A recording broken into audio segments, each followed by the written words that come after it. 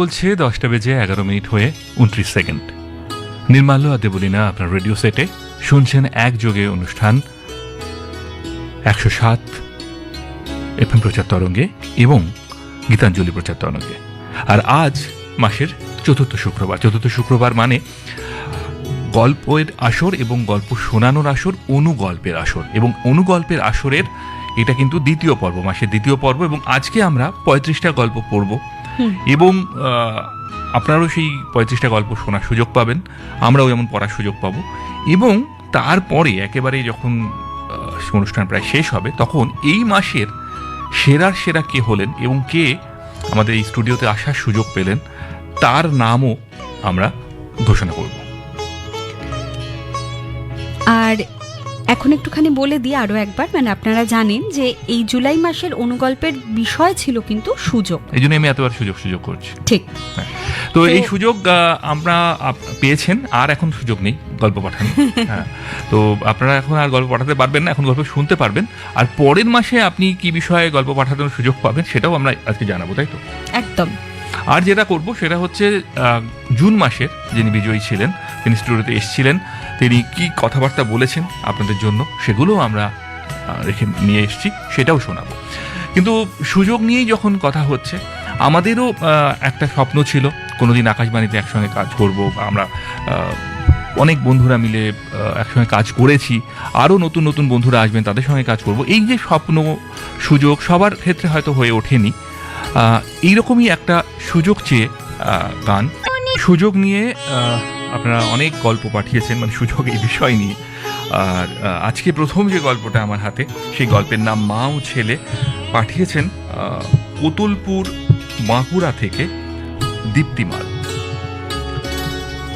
একগলা ঘুমটা দিয়ে মেয়েটি রথের মেলা থেকে ছেলেকে ছুঁ মেরে তুলে ছুটতে লাগলো।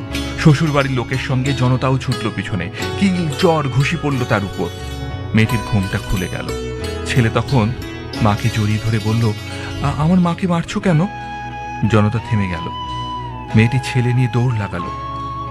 মেয়েটি উমা, ওর বিধবা মা পণ দিতে পারেনি বলে অত্যাচারী শ্বশুরবাড়ি 4 বছরের ছেলেকে কেড়ে নিয়ে ওকে তাড়িয়ে দিতে চেয়েছিল। পাঠিয়েছেন গল্পটি দীপ্তিমাল কোতুলপুর থেকে। গল্পের নাম মা ও ছেলে। চলে যাব পরের গল্পে। পরের গল্পটি পাঠিয়েছেন আশিস কর্মকার, সারদা পার্ক, ঠাকুরপুকুর, কলকাতা 63 থেকে। এবং গল্পের নাম হলো বোকা। ব্যাগের মুখ হাঁ হয়ে গয়নার বাক্সটা উঁকি দিচ্ছে। পাশেই এক গোছা কার্ড, খামে লেখা আমাদের মেয়ের বিয়ে। বাসের সিটে বসে লোকটা ঝিমোচ্ছে। রুস্তম অনেকক্ষণ ধরেই জলাকে ইঙ্গিত করছিল বাক্সটা তুলে নিতে। জলা বাস থেকে নেমে পড়ল। পিছনে রুস্তম ঝাঁঝিয়ে বলল, মোক্ষম সুযোগ ছিল, গয়নার বাক্সটা তুললি না কেন? জলা শান্ত গলায় বলল, সব সুযোগ কাজে লাগানো যায় না। জলার চোখের সামনে ভেসে উঠেছে তার মেয়ের মুখটা। রুস্তম হাঁ হয়ে রইল। গল্পের নাম ছিল বোকা এবং লিখে পাঠিয়েছেন সারদা পার্ক, ঠাকুরপুকুর থেকে আশিস কর্মকার। এবার গান। জ্ঞান থাকতেও অজ্ঞান হয়ে থাকলে জীবন তার সংজ্ঞা হারায়। সঠিক পথের পথিক হতে দরকার হয় শুধু চেতনার। স্বাধীনতার মাস অগস্ট মাসে অনুগল্পের আসরে গল্প লেখার বিষয় রইল চেতনা। এই বিষয় নিয়ে আপনাকে মৌলিক অনুগল্প লিখতে হবে অনধিক 70টি শব্দের মধ্যে, আর পাঠিয়ে দিতে হবে 9903059992 এই নম্বরে হোয়াটসঅ্যাপ করে। চিঠির মাধ্যমে গল্প পাঠাতে চাইলে ঠিকানা অনুগল্পের আসর, FM বাংলা বিভাগ, প্রযত্নে কেন্দ্র অধিকর্তা আকাশবাণী ভবন, কলকাতা 700001। ইমেল করতে পারেন airfmgoldkolkata@gmail.com এ। গল্প পাঠানোর শেষ তারিখ 22শে অগস্ট। শুনুন অনুগল্পের আসর মাসের দ্বিতীয় ও চতুর্থ শুক্রবার রাত 10টা থেকে গীতাঞ্জলি ও 107 FM এ একযোগে। এবারের গল্পটি পাঠিয়েছেন রোহিণী রঞ্জন বেরা, মিলনবিথি, কাথি, পূর্ব মেদিনীপুর থেকে। গল্পের নাম বন্ধুত্ব। বিষয় কিন্তু আমরা এইবার চলে আসি গল্পটা। রাত 2টো, হঠাৎ বৃদ্ধা মায়ের বুকে তীব্র ব্যথা, মুষলধারে বৃষ্টি, অ্যাম্বুলেন্সও এই দুর্যোগে যেতে নারাজ। বাল্যবন্ধু রতন এখন অটো চালায়। ফোন করতেই সে এই বাদলেও দেবদূতের মতো হাজির হয়। মা হাসপাতালে ভর্তি হন। তুই তো ভগবান রে। না রে, আমি তো তোর সেই আবাল্য বন্ধু।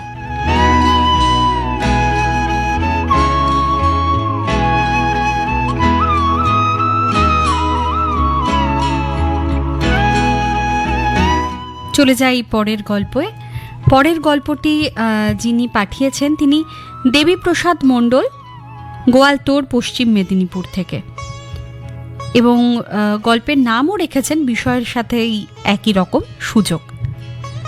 সোশ্যাল মিডিয়া বিদ্বেষী সুতনুকে প্রথমবার এতটা অস্থির দেখাচ্ছে। ডাক্তার স্পষ্ট বলে দিয়েছেন 12 ঘন্টার মধ্যে রক্ত না দিতে পারলে সন্তানের জীবন মরণের লড়াই। ও নেগেটিভ, ফোনের পর ফোন, কিছুতেই কিছু হচ্ছে না। হঠাৎ সোশ্যাল মিডিয়ায় পোস্ট করে নিজের অসহায়তার কথা জানালো সে। হ্যালো হ্যালো, আপনি কি হাসপাতালে আছেন? হ্যাঁ, আপনি কে? আমি একজন ডোনার, ওই ফেসবুকে ব্লাডের জন্য।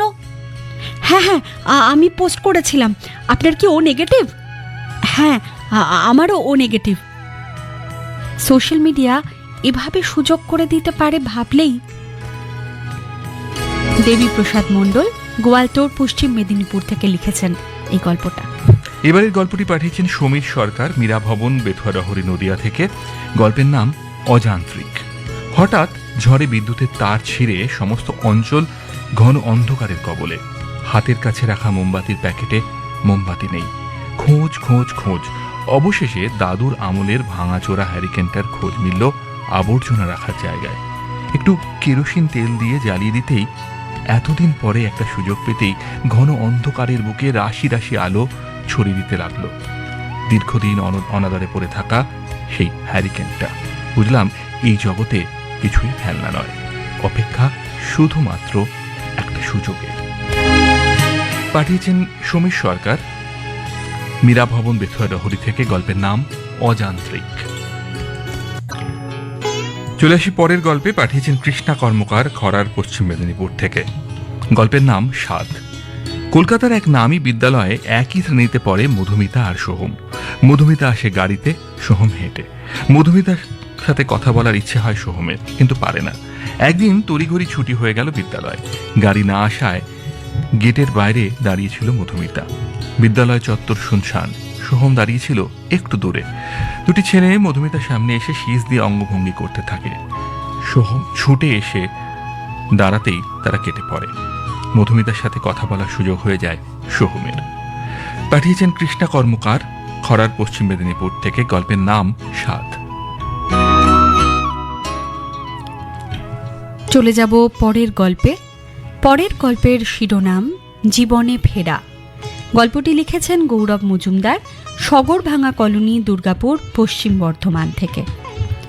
সুমন ও রীতার একমাত্র সন্তান কৌশিক ইঞ্জিনিয়ারিং পড়তে গিয়ে ড্রাগের নেশায় আসক্ত হয়ে আজ জীবন মৃত।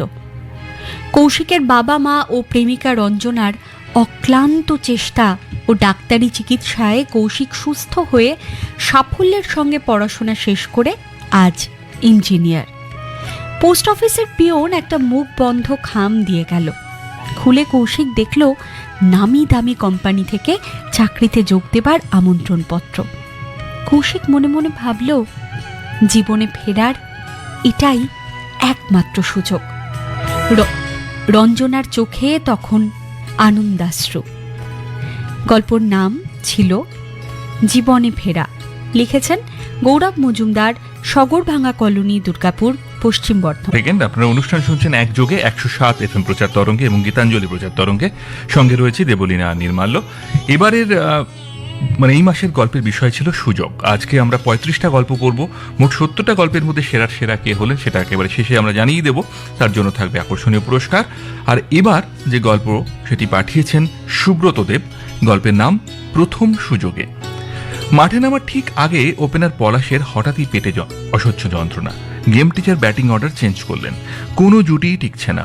8ম উইকেট পড়ে গেল। শেষ বল, বাকি 6 রান। জীবনে ডিউস খেলেনি, গলিতে ক্যাম্বিস খেলে শুধু পলাশের জন্য ওকে নিতে হয়েছে। বিড়বিড় করতে করতে তপনবাবু মনোজকে মাঠে নামালেন। পলাশ যন্ত্রণায় পেট চেপে বলল, মনোজ দেখিয়ে দে। শেষ বলে মনোজ ব্যাট ছাড়ল, বল উড়ে গেল মাঠের বাইরে। বিদ্যাভবনকে হারিয়ে আন্তঃ স্কুল চ্যাম্পিয়ন হলো হরিমতি। তপনবাবু মনোজকে বুকে জড়িয়ে ধরলেন। পাঠিয়েছেন সুব্রত দেব চন্দননগর থেকে। গল্পের নাম প্রথম সুযোগে। চলে যাই পরের গল্পে। পরের গল্পটি পাঠিয়েছেন কাঁথির ভূপতিনগর থেকে দেবাশিস ত্রিপাঠী। গল্পের নাম বাজিমাত। স্কুলের বার্ষিক সাংস্কৃতিক অনুষ্ঠানের প্রস্তুতি চলছে। গরিবের দুশ্মন নাটকে দুশ্মন গুণধরের চরিত্রটি কিছুতেই মিলছে না। নাটকের শিক্ষক সুবিমল বাবু একবারও কেন তাকে ডাকছেন না তা ভেবেই পায় না স্নেহাশিস।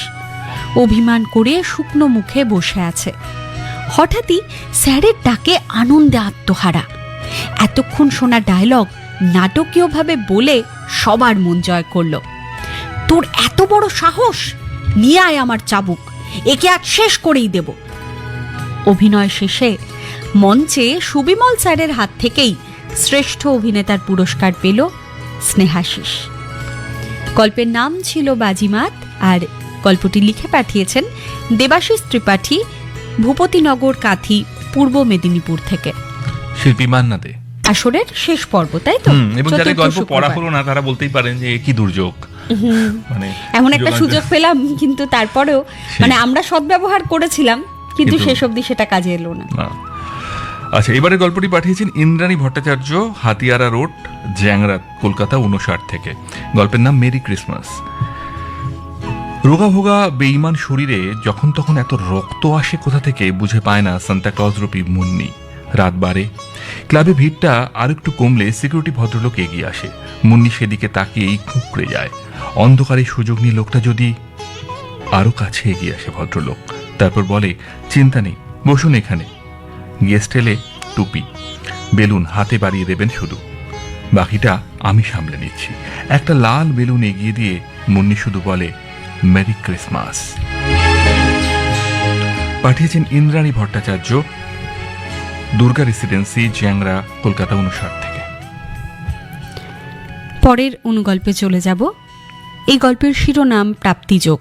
গল্পটি লিখেছেন মিঠু মণ্ডল, প্রেমবাজার, খড়গপুর, পশ্চিম মেদিনীপুর থেকে। পলাশ জ্বরে পড়ত প্রায়। গ্রামের ডাক্তার বলেছিল, সুখেন, তোমার দুর্বল ছেলে কিন্তু জমিতে হাল ধরতে পারবে না কোনোদিন। দুধটা মাছটা ভালো করে খাইও, তবেই সুস্থ হবে সে। মা বলতো, তুই লেখাপড়া কর, আমরা সামলাবো সব দিক।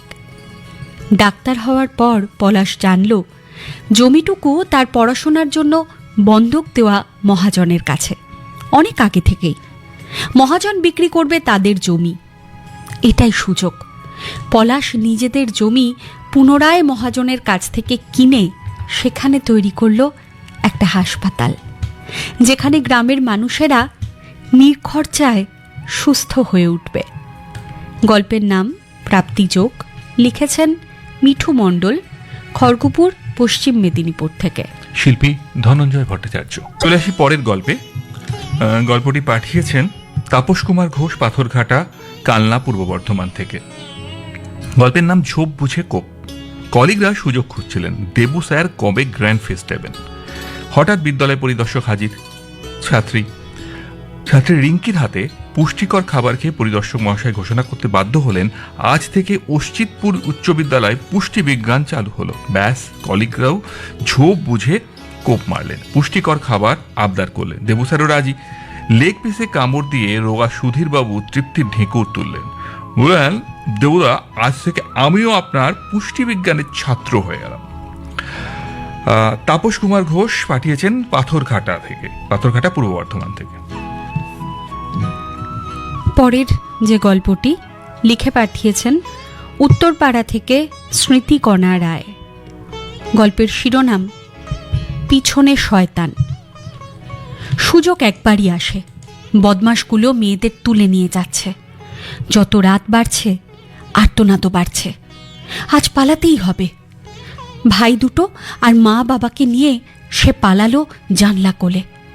যেন 5টা কঙ্কাল কতদিন খেতে পায় না তারা। তখনও ভোর হয়নি। পাঁচিলটা টপকাতে পারলেই প্রথমে ছুঁড়ে দিল ভাই দুটোকে, তার পিঠের উপরে পা দিয়ে মা, তারপর বাবা, শেষে সে। পারতেই হবে তাকে। শকুনের দল হাজির। পা ধরতে গিয়ে স্কার্ট ধরেছে, লাফিয়ে পড়ল। পেরেছে, সে পেরেছে। গল্পের শিরোনাম ছিল পিছনে শয়তান, আর গল্পটি লিখে পাঠিয়েছেন স্মৃতিকণা রায়, উত্তরপাড়া শখের বাজার থেকে। শিল্পী নচিকেতা চক্র। চলে আসি পরের গল্পে। পরের গল্পটি পাঠিয়েছেন অভিষেক সরকার। অভিষেক সরকার থাকেন হুগলি ধনিয়াখালীতে। গল্পের নাম ইন্টারভিউ। ইন্টারভিউ বোর্ডে বোধিসত্ত্বকে দেখেই চমকে গেল অনির্বাণ। বছর 5 আগে যে ছেলেটাকে ওদের র্যাগিংয়ের শিকার হয়ে কলেজ ছাড়তে হয়েছিল, তাকেই আজ ইন্টারভিউয়ার হিসেবে দেখে একটু লজ্জিত বোধ করলো অনির্বাণ। স্বাভাবিকভাবেই শেষ হলো ইন্টারভিউ পর্ব। এই চাকরিটা হবে না ধরেই নিয়েছিল সে। কিছুদিন বাদেই চাকরি পাওয়ার মেইল পেল অনির্বাণ। চাকরি পাওয়ার আনন্দ ভুলে সে ভাবতে থাকে, প্রতিশোধ নেওয়ার এত বড় সুযোগটা কেন ছেড়ে দিল বোধিসত্ত্ব? পাঠিয়েছেন অভিষেক সরকার, চাঁদপুর ধনিয়াখালী হুগলি থেকে। গল্পের নাম ইন্টারভিউ। চলে যাই পরের গল্পে। গল্পের নাম শিউলির ভাবনায় সৃজন। গল্পটি লিখেছেন পশুপতি মাহাতো, গোয়ালতোড়, পশ্চিম মেদিনীপুর থেকে। একদল ছোট ছোট ছেলে মেয়ে তাড়া করেছে পাগলটাকে। ঘোষবাড়ির বউ শিউলি চিনতে পারে লোকটিকে। তার বাপের বাড়ির গ্রামের সৃজন কাকা। মানুষের অত্যাচারে শখের বাগানটা নষ্ট হবার পর থেকে সে মানসিক ভারসাম্য হারিয়েছে। শিউলিকে দেখে বলল, একটু সুযোগ করে দাও না মা, চারাগুলো রোপণ করব। শিউলি বলল, চলো সবাই মিলে আমাদের বাগানে চারাগুলো রোপণ করে মিষ্টিমুখ করব। ছেলেদের দল হই হই করে ছুটল চারা গাছ রোপণ করতে। গল্পের নাম শিউলির ভাবনায় সৃজন। গল্পটি লিখেছেন পশুপতি মাহাতো, গোয়ালতোড়, পশ্চিম মেদিনীপুর থেকে। আমার সাথে এখন আছে শম্ভুনাথ মণ্ডল, সুভাষগ্রাম থেকে। আর শম্ভুনাথ বাবু হচ্ছেন গত জুন মাসের অনুগল্পের আসরের বিজয়ী। তাহলে শম্ভুনাথ বাবু, এই যে আপনি জিতলেন, প্রথম অনুভূতি কি? দারুণ দারুণ অনুভূতি। সেই রাতটা কেমন লাগছিল সেটা একটু? দারুণ লেগেছিল। আমি চেঁচাচ্ছিলাম বারান্দায় এসে। তারপরে বাড়ির লোক তো ওরা সব জানতে পারলো কি ব্যাপার কি ব্যাপার। ওরা টুকটাক এর আগে শুনেছে, যেগুলো সকাল সকাল হয় ঘুমিয়ে নেওয়ার পরে, শীতের দিনে হলে ঘুমিয়ে পড়ে হয়তো, তারপরে শুনেছে। আর বন্ধু বান্ধবরা চারদিক থেকে ফোন করে, তো সোনারপুর, বালিগঞ্জ, সুভাষগ্রাম, বারুইপুর, এই চাম্পাহাটি থেকে ফোন করে, যারা রেডিও শোনে আর কি। আমি যে হব, আমাকে হতেই হবে, এটা আমার একটা মানে ভীষণ কনফিডেন্স ছিল, আমার নিজস্ব একটা ছিল যে হবই। আর তার জন্যই এই ছড়াটা আমি লিখে ফেলেছিলাম। অনুগল্পের কথা, গল্প লেখার, গল্পকার তৈরি করার চেষ্টা, অনুগল্পের আসর পেল বাংলা ভাষার দেশটা। বাতাস কেটে কেটে আসে কত গল্প পাখি, কানের চোখে দেখি আমি বিচিত্র রং আঁকি। আকাশবাণী কলকাতায় প্রতি মাসে মাসে, সবার সেরা গলায় যে তার জয়ের মালা হাসে। খুব ভালো, কিন্তু এখান থেকে আরেকটা প্রশ্ন, সেটা হচ্ছে কবিতা ভালো লাগে না গল্প বেশি ভালো লাগে? আমি তো কবিতা গল্প সবই লিখি। আমার পত্রিকা আছে রূপান্তর এবং ছোটদের তালপুকুর ইত্যাদি আমার পত্রিকা আছে। অনুগল্পের আসর জেতার পরে আপনার একটা এতদিন ধরে জেদ ছিল, আমি জিতবো, এবার তো জিতে গেলেন, এরপরে কি হবে? আবার লিখবো, আবার জিতবেন? আবার জিতবো, যদি জিততে পারি জিতবো। আপনার লেখা এর আগে কতবার পাঠ হয়েছে? 10 বার পাঠ হয়েছে। সেটা লাস্ট কোন মাসে পাঠ হয়েছিল? এর আগে গত মাস মানে জুন মাসের আগের মাসেও পাঠ হয়েছে। মানে জেতার কাজ দিয়ে ঘুরছিলেন, জেতাটা হয়ে গেল এবার। আচ্ছা, তো আপনার গল্প যখন আপনি রেডিওতে শোনেন, সেটার কিরকম অনুভূতি? অসাধারণ, অসাধারণ। প্রথম গল্প যখন প্রথম আমার হয়েছিল, সেদিন খুব চেঁচিয়ে উঠেছিলাম আর কি। সেরা এবারও চেঁচিয়ে উঠেছিলেন? এবারে ওই 10টা থেকে আরম্ভ হয়, কিন্তু ওই খেলার জন্য 11টা থেকে আরম্ভ হয়েছিল। তো আমি আমার গল্প মনে হয় 3 নম্বরে না 4 নম্বরে হট করে মানে এসে গেছে। আমি অতটা করতে পারিনি, কিন্তু আমি টেপ করে নিয়েছিলাম এবং খুব লাগছিল যে এবারে হলে হতে পারে। সারা শরীরের আমার মানে সমস্ত ইন্দ্রিয় যেন একেবারে আমাকে জানান দিচ্ছিল যে এবারে যা বিষয় যা লিখেছি, নিজের উপরে খুব আস্থা ছিল। তাহলে এবারে কি আলাদা কিছু লিখেছিলেন? না, প্রতিবারই যা লিখি তখন মনে হয় যে হলে হতে পারে, কিন্তু এবারে আমার যেন সর্বশক্তি দিয়ে একটা মনে হচ্ছিল যে নিশ্চয়ই ওরা এটা ধরতে পারবে। এই রূপক করে যেটা বলা হয়েছে সরবিতান, আর আমি যেটা বলেছি যে গাছগুলো ছোট ছোট সেই বর্ষার জল পেয়ে উঠছে, তারা বড় হলে তখন বড় গাছ হবে, তখন সেই গাছে পাখি বসবে, তখন সেই পাগলা বিশু আবার গান ধরবে। স্বরলিপি দেখে যেমন গান তোলা যায়, এরও সেই গাছের থেকে সেই পাখির কাকলি শুনে আবার সেই নিস্তব্ধ হয়ে যাওয়া গায়ক সেই মাঝে আবার গান করবে। তা আমি জানি বিচারক নিশ্চয়ই এটা অনুভব করবেন এবং ধরে ফেলবেন ব্যাপারটা, এবং ঠিক তাই হয়েছিল। এই গল্পটা কি কাল্পনিক না সত্যি? সমস্ত জিনিস তো বাস্তব থেকে নিয়ে তারপরেই তো করা হয়। কাল্পনিক তো অবশ্যই, কিন্তু যে ব্যাপারগুলো হচ্ছে, গাছ কেটে রাস্তা চওড়া করা হচ্ছে, এগুলো তো বাস্তব। নিজের লেখা গল্প শুনতে সবার ভালো লাগে, ভালো লাগে। কিন্তু অন্যদের লেখা যখন আপনি শুনছেন হ্যাঁ। সেটা কেমন লাগছে?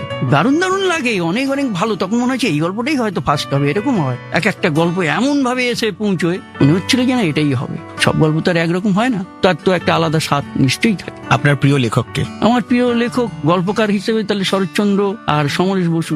তো লেখালেখির সঙ্গে আপনি যুক্ত রয়েছেন, হুম। সামনেই তো পুজো বার্ষিকী বা পুজো আসছে, কি প্ল্যান? সে তো আমার নিজের পত্রিকা ছোটদের তালপুকুর বার হবে। কি ধরনের লেখার ডিমান্ড বেশি?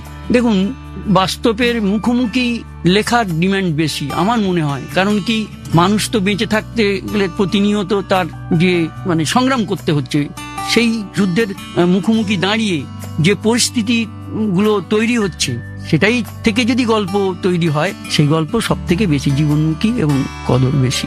গল্প কি ছাপার কাগজে পড়তে বেশি ভালো লাগে, না ডিজিটাল মিডিয়া মানে আমি সোশ্যাল মিডিয়ার কথা বলছি সেখানে পড়তে ভালো লাগে, না শুনতে বেশি ভালো লাগে?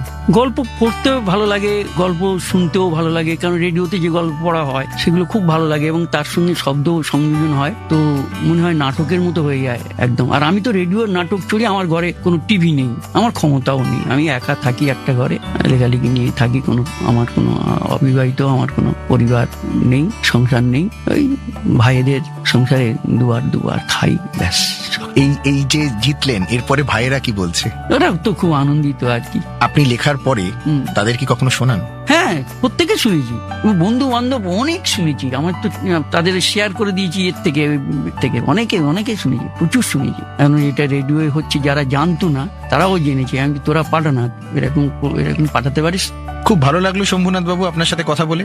আশা করব আগামী দিনে আপনি এভাবেই অনুগল্পের পাশে থাকবেন, এভাবেই আমাদের আরো নতুন নতুন অনুগল্প লিখে পাঠাবেন। গল্প নিয়ে এবার কার গল্প? এবারে চলে যাব যে গল্পে, সেই গল্পটি লিখেছেন বনানী বিশ্বাস, অভিষিক্তা 2, কালিকাপুর, কলকাতা 78 থেকে। খুব প্রাসঙ্গিক একটি বিষয়ে তিনি গল্প লিখেছেন। বিষয় তো অবশ্যই সুযোগ, এবং প্রাসঙ্গিক একটি সমস্যার কথা তুলে ধরেছেন। আমরা মাঝে মধ্যেই আমাদের হাতের এই মুঠো ফোনে যেরকম কিছু ভিডিও দেখতে পাই। গল্পের নাম ভাইরাল যখন নেশা। আরে দারুণ ঝর্ণা, সাথে ঝিরিঝিরি বৃষ্টি।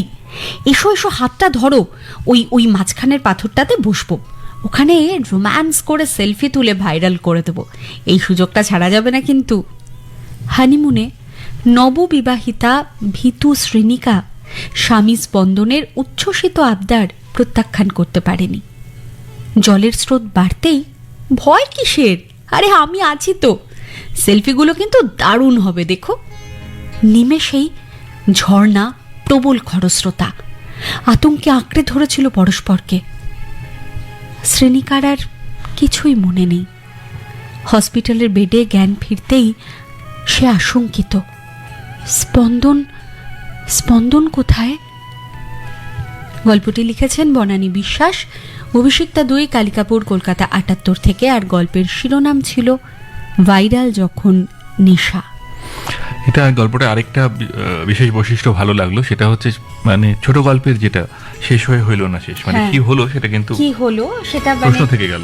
যারা পড়ছে এবং যারা শুনছে তাদের উপরই, তাদের যে ভাবনার যার উপর ছেড়ে দিয়েছে। মনের মতন করে কল্পনা করে নেবে। ঠিক। পরের গল্পটি পাঠিয়েছেন শুক্লা হালদার, নয়াবাদ পঞ্চশায়র, কলকাতা থেকে। গল্পের নাম ক্ষমা। বিজয়ের সামনে আজ মস্ত সুযোগ উপস্থিত, অধীরবাবুর অপমানের জবাব দেওয়ার। 25 বছর আগে অধীরবাবুর অধীনেই বিজয়ের প্রথম চাকরিতে যোগদান। ওর ভাইপোর বদলে চাকরিটা বিজয় পাওয়াতে উনি অকারণে বিজয়কে বকাঝকা করতেন, সুযোগ পেলেই অপদস্থ করতেন। বিজয় এখন পেনশন বিভাগের সর্বোচ্চ আধিকারিক। তার কলমের একটা খোঁচায় আটকে যেতে পারে অধীরবাবুর পেনশন। রোগ জর্জর অধীরবাবু কাঁচুমাচু মুখে জোর হাত করে বিজয়ের সামনে দাঁড়িয়ে ফাইলটা টেনে নিয়ে বিজয় ভাবে সময় ওনাকে যথেষ্ট শাস্তি দিয়েছে, আজ অধীরবাবুকে ক্ষমা করে দেওয়াই হবে অপমানের উপযুক্ত প্রত্যুত্তর। পাঠিয়েছেন শুক্লা হালদার, পঞ্চসায়র, কলকাতা থেকে। গল্পের নাম ক্ষমা।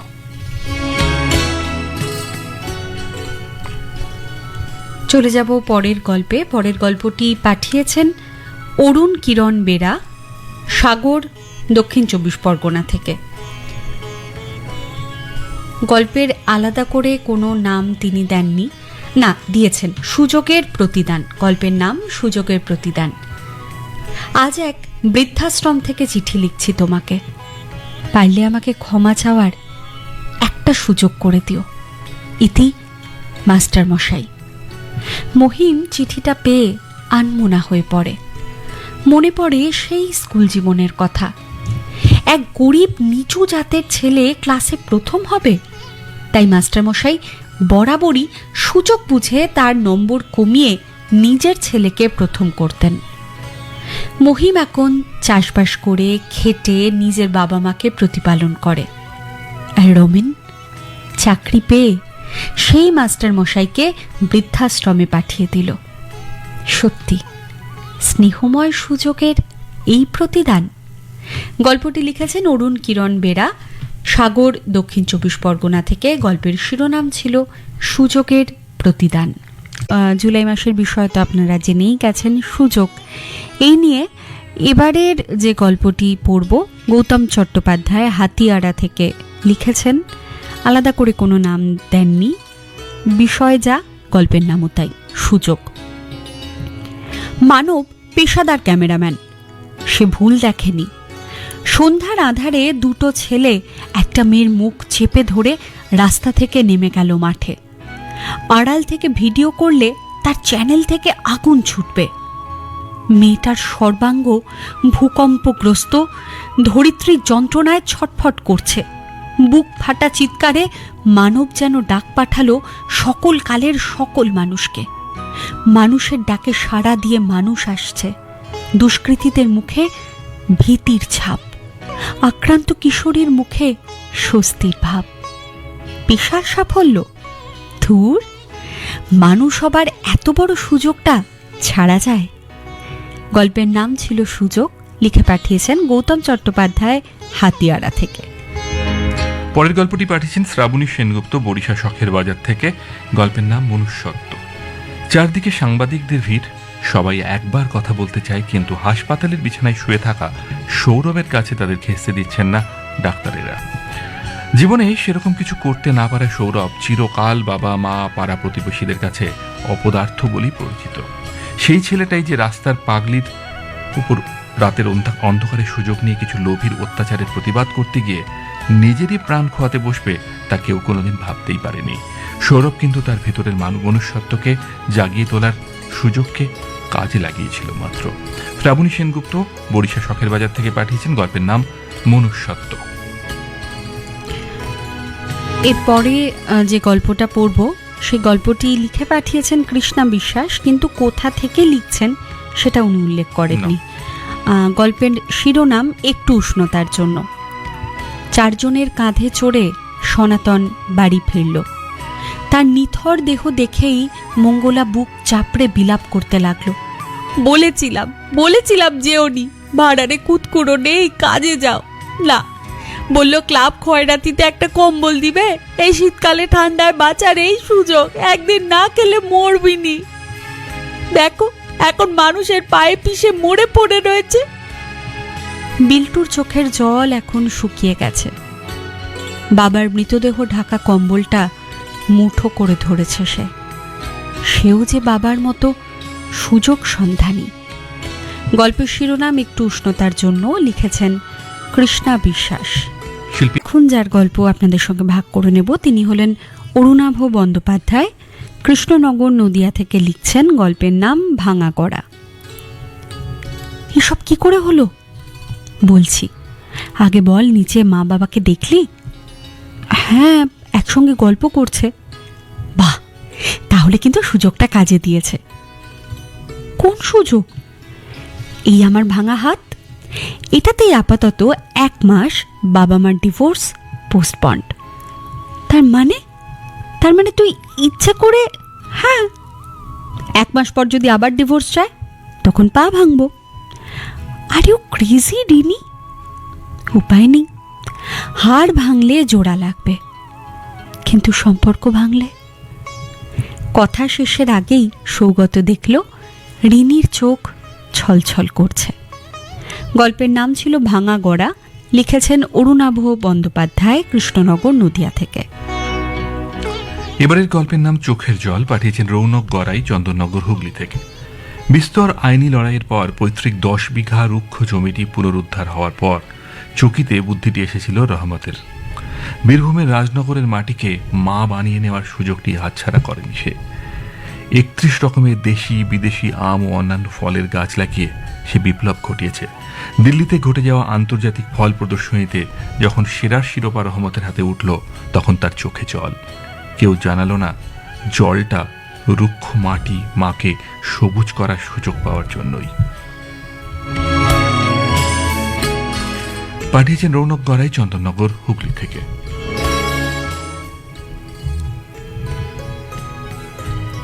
এর পরের গল্পটি পাঠিয়েছেন ডক্টর অরিজিৎ বাগ, হরিণঘাটা, নদিয়া থেকে। গল্পের শিরোনাম অ্যাসিড পোড়া ভালোবাসা। এই সুযোগ যা! বন্ধুরা ঠেলে এগিয়ে দেয় অনিকেতকে। টলমল পায়ে এগিয়ে যায় অনি। ফাঁকা বাসস্টপে যে একা দাঁড়িয়ে সোনু। অনিকে আসতে দেখেও নির্বিকার। সোনুর সামনে এসে অ্যাসিড ভর্তি বেলুনটা নিজের মুখেই মারে অনিকেত। আহ! কয়েকদিন পর হাসপাতালে সোনু বলে, সুযোগ পেয়েও আমার মুখে অ্যাসিড দিলে না কেন? অনিকেত বলল, সুযোগ পেয়েও তুমি পালালে না কেন? সোনু বলল, আমি পালালে তুমি আবার সুযোগ খুঁজতে। অনিকেতের উত্তর, আমার পৌরুষ দিয়ে তোমার ভালোবাসা অর্জন করতে পারিনি, মুখ তো আমারই পোড়া উচিত। সোনু বলে, অ্যাসিডে মুখ পুড়েছে, কিন্তু ভালোবাসার নবজন্ম হয়েছে। গল্পের নাম অ্যাসিড পোড়া ভালোবাসা, ডক্টর অরিজিৎ বাগ, হরিণঘাটা, নদিয়া। এবারে যার লেখা গল্প আপনাদের সঙ্গে ভাগ করে নেব, তিনি অনিতা চৌধুরী, হুগলির শ্রীরামপুরের অমূল্য কানন থেকে লিখছেন। গল্পের শিরোনাম এভাবেও সুযোগ আসে। বাবা বলতেন, স্কুলে যা ফটিক, এখনো সময় আছে। কে কার কথা শোনে? জোরে জোরে প্যাডেলে হরেক মাল নিয়ে বেরোয়। অনেক ঘাটের জল খেয়ে আজ পড়ন্ত বেলায় নাতি পড়ে, স্কুলে যায়, তাড়িয়ে তাড়িয়ে সে উপভোগ করে। নাতি বলে, আমার সঙ্গে লেখাপড়া করবে? দাদু তো এক পায়ে খাড়া, বাধ্য ছাত্রের মতো পড়াশুনো তরতরিয়ে এগোয়। নাতি মাধ্যমিক দেবে। এই সুবর্ণ সুযোগ দাদু কিন্তু হাতছাড়া করল না। উভয়ে পরীক্ষায় বসে। আঙুল ছাপ থেকে মুক্ত হয়ে বৃদ্ধ বয়সে মাধ্যমিকে সসম্মানে উত্তীর্ণ দাদু আর নাতি। আনন্দধারা সকলের। গল্পের শিরোনাম ছিল এভাবেও সুযোগ আসে। গল্পটি লিখে পাঠিয়েছেন হুগলির শ্রীরামপুরের অমূল্য কানন থেকে অনিতা চৌধুরী। এবারের যে গল্পটি সেটি পাঠিয়েছেন রাজা বাগচি, রায়পাড়া, গুপ্তিপাড়া, বলাগড়, হুগলি থেকে। গল্পের নাম সমীকরণ। আজও আমার জায়গাটা দখল করে শুয়ে আছিস। দীপুর রাগের মাথায় কর্ণকে এক থাপ্পড় লাগায়। কর্ণ ছাড়বার পাত্র নয়। দীপুর চুলের মুঠি ধরে বলে, আর তুই যখন আগে এসে আমার জায়গাটায় বসিস। সিকিউরিটির লোকটা বেরিয়ে ধমক দিতে শেষে ঝগড়া থামে। তীব্র গরমে গেটের পাশে ফুটপাথের ববগুড়ে দুটো হিমশীতল শপিং মলে আসা খদ্দেরদের দরজার খোলা বন্ধের অবকাশে বেরোনো ঠান্ডাটাই উপভোগ করে। সিকিউরিটি বিড়বিড় করে বলে, আমিও তো ওদেরই দলে। কর্তৃপক্ষের নিষেধ এড়ানোর চেষ্টা করি মাত্র। পাঠিয়েছেন রাজা বাগচি, রায়পাড়া, গুপ্তিপাড়া, হুগলি থেকে। গল্পের নাম সমীকরণ। চলে যাব পরের গল্পে। যিনি পাঠিয়েছেন গল্পটা লিখে, তার নাম সরোজ পাল, আমতা, হাওড়া থেকে। গল্পের নাম রক্তদান। ফেসবুকে খবরটা দেখে চোখ আটকে গেল প্রদীপের। বিনয়বাবুর ছেলের রক্তের জরুরি প্রয়োজন। ব্লাড গ্রুপ ও নেগেটিভ। প্রদীপেরও তাই। বিলম্ব না করে প্রদীপ সোজা ছুটল বিনয়বাবুর বাড়িতে। ওর মা একসময় এই বাড়িতেই কাজ করতেন। বিনয়বাবু প্রদীপের পড়াশোনার জন্যে যথাসাধ্য সাহায্য করেছিলেন। সে ঋণ কোনোদিনই শোধ করবার নয়। আজ প্রদীপ প্রতিষ্ঠিত। বিনয়বাবু এই বিপদের দিনে প্রদীপকে পেয়ে হাতে চাঁদ পেলেন, আর প্রদীপও এই সুযোগে ওনার ছেলের জন্য রক্তদান করে দারুণ আনন্দিত। গল্পের নাম ছিল রক্তদান। লিখে পাঠিয়েছেন আমতা হাওড়া থেকে সরোজ পাল। শুনছেন অনুগল্পের আসর নির্মাল্য আর দেবলীনার সঙ্গে। এবার গল্পটি পাঠিয়েছেন মিতালি মজুমদার রাজারহাট থেকে। গল্পের নাম উত্তরণ। বেশ কিছুদিন নজরে রেখেছিল দেবনাথ। ছাদে উৎসব ছিল, মোক্ষম সুযোগ। লোকজনের সঙ্গে একতলার ফ্ল্যাটে ঢোকা সহজ। বৃদ্ধার একা যাপন, সন্তানেরা বিদেশে। বেল বাজাতেই দরজা খুলে বিছানায় শুয়ে হাঁপাতে থাকেন বৃদ্ধা। বলেন, খুব কষ্ট। সুরক্ষা থেকে এসেছো? মুখ দিয়ে গ্যাজলা, চোখে জল গড়ায়। ডাক্তার ডাকা, শিওরে রাত জাগা। সেই থেকে দেবনাথ, বৃদ্ধার নাতি দেবু। গল্পটি পাঠিয়েছেন মিতালি মজুমদার রাজারহাট থেকে। গল্পের নাম উত্তরণ। এরপরের যে গল্পটি পাঠিয়েছেন সুনিতা ব্যানার্জি কলকাতা পোর্ট হলদিয়া টাউনশিপ, পূর্ব মেদিনীপুর থেকে। গল্পের নাম দূষণমুক্ত। সোমনাথ নদীর পাড়ে বসে দেখল কিছু লোক পলিথিন ভর্তি নোংরা জলে ফেলতে যাচ্ছে। সে চেঁচিয়ে বলল, না, দূষণ ছড়াবে। তাকে অগ্রাহ্য করে ময়লা ফেলতে গিয়ে তাদেরই একজনকে ডুবে যেতে দেখে ছুটতে গেল সোমনাথ বাঁচাতে। কিন্তু সেও যে তলিয়ে যাচ্ছে।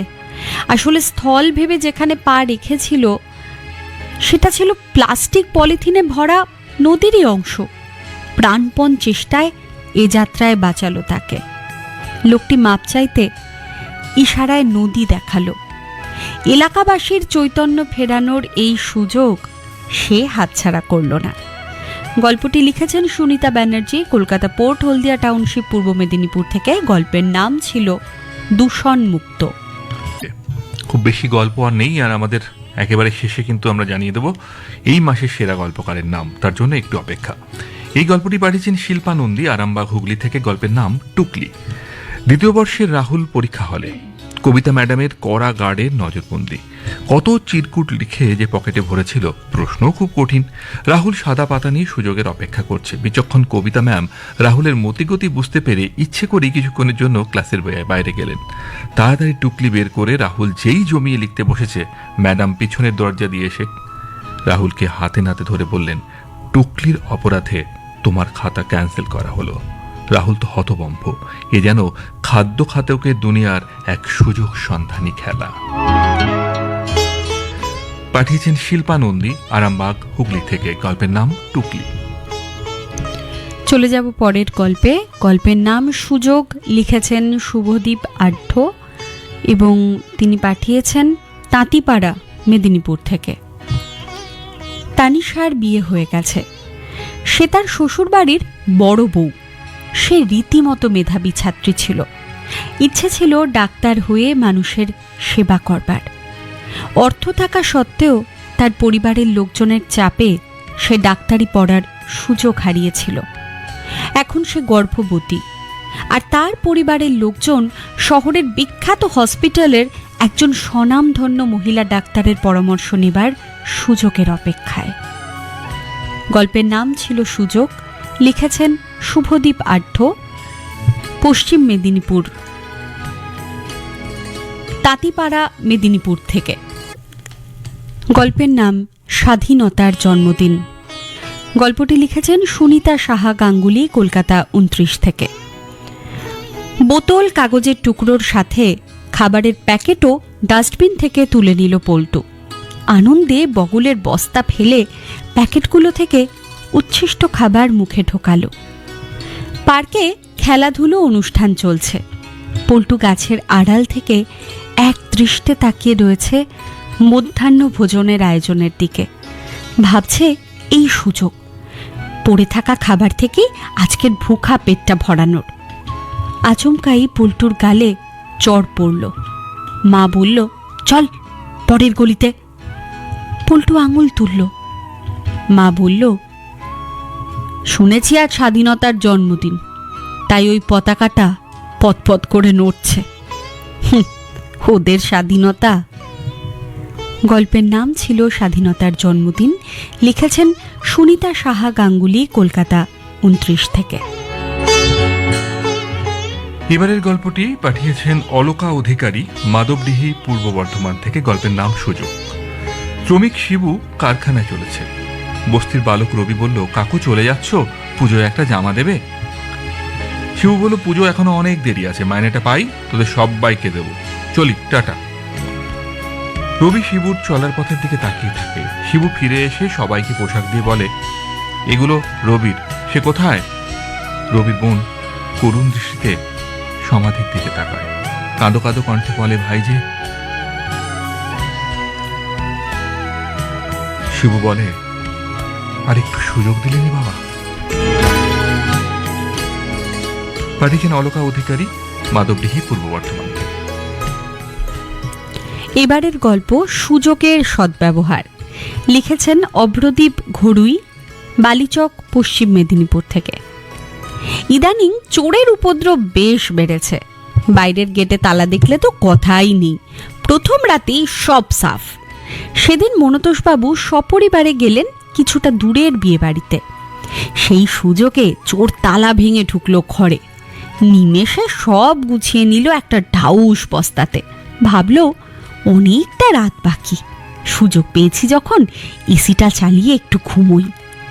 ভোর রাতে মনতোষবাবু ফিরে দেখেন তালা ভাঙা।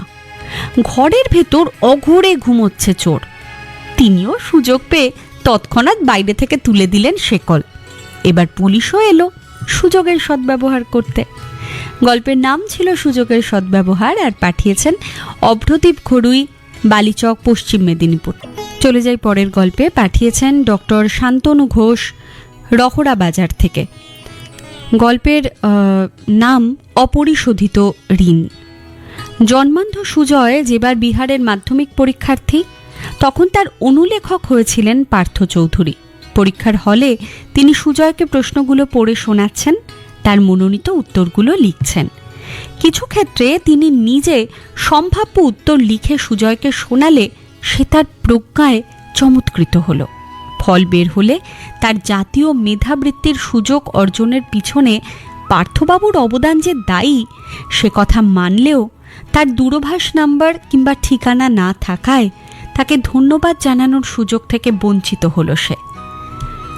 গল্পের নাম ছিল অপরিশোধিত ঋণ। পাঠিয়েছেন ডক্টর শান্তনু ঘোষ, রহরা বাজার থেকে। এবার আজকে শেষ গল্প, বা এই মাসের শেষ গল্প বলা যেতে পারে, সুযোগ বিষয়। পাঠিয়েছেন সরিতা আহমেদ, আসানসোল থেকে। গল্পের নাম জন্মদিন। গতবার বাপ্পার দেওয়া স্মার্ট ওয়াচটা মনে করাচ্ছে আশান দাসার টানা পড়েনে আরেকটা জন্মদিন এসে গেছে। মনোবিদের সামনে বসে আছে অসুস্থ রিনি। তাহলে গল্পটা দাঁড়ালো, বিপত্নিক বন্ধু মুভ অন করতে চায়, আপনার সঙ্গে বেড়াতে ও সহবাস করতে চায়, কিন্তু বিয়ের প্রসঙ্গ এড়িয়ে যায়। হঠাৎ ঘোষণা, বাড়ির দেখা পাত্রীর সঙ্গে ধাপ্পাবাসটির বিয়ে। কনগ্র্যাচুলেশন রিনি, বড় ক্ষতি থেকে আপনি বেঁচে গেছেন। অনেকেই বন্ধুরূপী সুযোগ সন্তানের খপ্পরে পড়ে, তবে সবাই বেরিয়ে আসার সুযোগটা পায় না। আপনি কিন্তু পেরেছেন। এই নতুন জন্মটি সেলিব্রেট করুন।